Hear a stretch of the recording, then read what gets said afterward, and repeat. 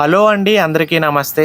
మీరిప్పుడు చూస్తుంది పిఠాపురంలోని శ్రీ కుక్కుటేశ్వర స్వామివారి దేవస్థానం. మహాశివరాత్రి నాడు ఈ ఆలయాన్ని దర్శించుకోవడం మా భాగ్యమనే చెప్పుకుంటున్నాము. అలాగే ఆ అవకాశం మీకు కూడా కల్పించాలని ఈ వీడియో తీశాను.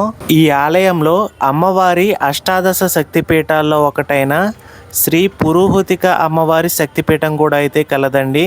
ఈ ఆలయం యొక్క స్థల పురాణం అలాగే విశిష్టతలు పూర్తి సమాచారాన్ని అయితే ఈ వీడియో ద్వారా మీకు అందిస్తాను. తప్పకుండా వీడియోనైతే చివరి వరకు చూడండి. వీడియో కనుక మీకు నచ్చితే తప్పకుండా లైక్ చేసి మీ ఫ్రెండ్స్ అండ్ ఫ్యామిలీతో షేర్ అయితే చేయండి. మీరు ఈ ఆలయాన్ని దర్శించాలంటే కాకినాడ నుంచి 16 కిలోమీటర్లు, రాజమండ్రి నుంచి 65 కిలోమీటర్లు ప్రయాణించాల్సి ఉంటుంది. ఇక్కడికి పిఠాపురం చేరుకోవడానికి రైలు మార్గం కూడా కలదండి. మన దేశంలో గల త్రిగయ క్షేత్రాల్లో ఒకటైన పాదగయ క్షేత్రం ఈ పిఠాపురంలోని ఆలయం అండి. ఈ కోనేరు మధ్యలో కనిపిస్తున్న గయాసురుడు అనే రాక్షసుడు గొప్ప విష్ణు భక్తుడండి. అతను విష్ణువు కోసం ఘోర తపస్సు చేశాడు. చివరికి విష్ణు ప్రత్యక్షమై ఏం వరం కావాలో కోరుకో అని అడిగాడు. అప్పుడు ఆ గయాసురుడు భూమి మీద ఉన్న పవిత్ర ప్రదేశాలు అన్నిటిలోకి తన శరీరం ద్వారానే పవిత్రం కావాలని కోరాడు. తనను ముట్టుకున్న వారికి మోక్షం లభించాలి అని కోరుకున్నాడు. విష్ణుమూర్తి వరం ప్రసాదించాడు. గయాసురుడు తన శరీరాన్ని పెంచుకుంటూ పోయాడు. అందరికీ మోక్షం లభిస్తూ ఉంది. ఇదే సమయం అని చూసిన రాక్షసుడు కూడా మోక్షం పొందడం ప్రారంభించారు. కానీ ఇది సృష్టికి వ్యతిరేకమని ఆలోచించిన త్రిమూర్తులు గయాసురుణ్ణి అంతం చేయాలి అని అనుకున్నారు. ముగ్గురు ఋషులుగా మారి గయాసురుడి దగ్గరికి వెళ్ళారు. ఓ గయాసుర, విశ్వశాంతి కోసం మేము యాగం చేయబోతున్నాం. దానికి భూమి కన్నా పవిత్రమైన నీ శరీరం కావాలి అని అడిగారు. కానీ ఒక షరతు కూడా ఉంచారు. 7 రోజులు జరుగుతుంది ఈ యాగం. ఈ 7 రోజుల్లోనూ నువ్వు అసలు కదలకూడదు. ఒకవేళ షరతు భంగం అయితే మేము నిన్ను వధిస్తాము అని చెప్పారు. గయాసురుడు ఆ షరతు విని సంతోషించి అంగీకరించాడు. అతను శిరస్సును బీహార్లోని, నాభిని ఒరిస్సాలోని, తన పాదాన్ని పిఠాపురంలోనైతే ఉంచి నిద్రించాడు. గయాసురుడు తెల్లారుజామున కోడి కూయడంతో రోజులు లెక్కించడం ప్రారంభించాడు. మరియు యజ్ఞం చివరి రోజున శివుడు కోడి రూపాన్ని ధరించి అర్ధరాత్రి కూశాడు. యాగానికి భంగం కలగడంతో త్రిమూర్తులు అతన్ని సంహరించారు.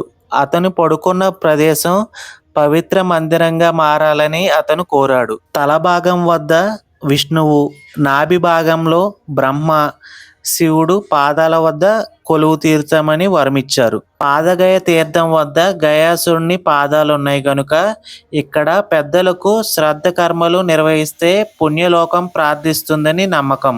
పాదగయ కోనేరుకు ముందు తూర్పు ముఖంగా కుక్కుటేశ్వర స్వామి ఆలయం అయితే ఉంటుంది. గుడికి ఎదురుగా పెద్ద ఏకశిలా నంది విగ్రహం ఉంటుంది. ఈ నంది శ్రీశైలంలోని నందిని పోలి ఉంటుంది. ఇక గర్భాలయంలో కొలువైన కుక్కుటేశ్వర స్వామి తెల్లని లింగ రూపంలో దర్శనమిస్తారు. స్వచ్ఛమైన మనసుతో కోరి కొలిచిన వారికి కోరికలు తీరుస్తున్నారు. ద్వాపర యుగంలో వ్యాస మహర్షి, పాండవులు, కుంతి ఈ పుణ్యక్షేత్రాన్ని సందర్శించినట్లు స్కంద పురాణంలో పేర్కొనబడింది. త్రేతాయుగంలో రాముడు దర్శించాడు. కృతయుగంలో విష్ణువు, బ్రహ్మ మరియు ఇంద్రుడు కూడా ఇక్కడ దర్శించారు. ఈ ఆలయాన్ని మీరు గనక సందర్శించి ఉంటే కామెంట్లో అయితే మాకు తెలియజేయండి. మీకు ఇక్కడ అనుభవం ఎలాంటిది కలిగిందో. ఈ వీడియో మీకు నచ్చితే గనక ఒక లైక్ అయితే చేయండి. అలాగే మరిన్ని వీడియోస్ కోసం మన ఛానల్ని అయితే సబ్స్క్రైబ్ అయితే చేయండి. ఈ ఆలయంలో శ్రీ కుక్కుటేశ్వర స్వామివారితో పాటు అష్టాదశ శక్తిపీఠాల్లో 10వదైన శ్రీ పురోహతిక అమ్మవారి ఆలయాన్ని, అలాగే శ్రీ రాజరాజేశ్వరి అమ్మవారి ఆలయాన్ని, స్వయంభుగా వెలిసిన శ్రీ దత్తాత్రేయ స్వామివారి ఆలయాన్ని అయితే మీరు ఇక్కడ దర్శించుకోవచ్చు. వీడియోనైతే పూర్తిగా చివరి వరకు అయితే చూడండి. శివం అంటే మంగళం అనే అర్థం. శుభాలను ప్రసాదించువాడే శంకరుడు. శివనామ స్మరణ వలన, శివ పూజ వలన సమస్త పాపాలు నశించి సకల శుభాలు కలుగుతాయని ఆధ్యాత్మిక గ్రంథాలు చెబుతున్నాయి. అలాంటి పరమశివుడు తన లీలా విశేషాలలో భాగంగా ఎన్నో ప్రదేశాలలో ఆవిర్భవించాడు. వాటిలో పిఠాపురం ఒకటి. ఈ ఆలయం లోపల ఉన్న మిగతా చిన్న ఆలయాలను అయితే చూపిస్తాను. తప్పకుండా వీడియోని చివరి వరకు అయితే చూడండి.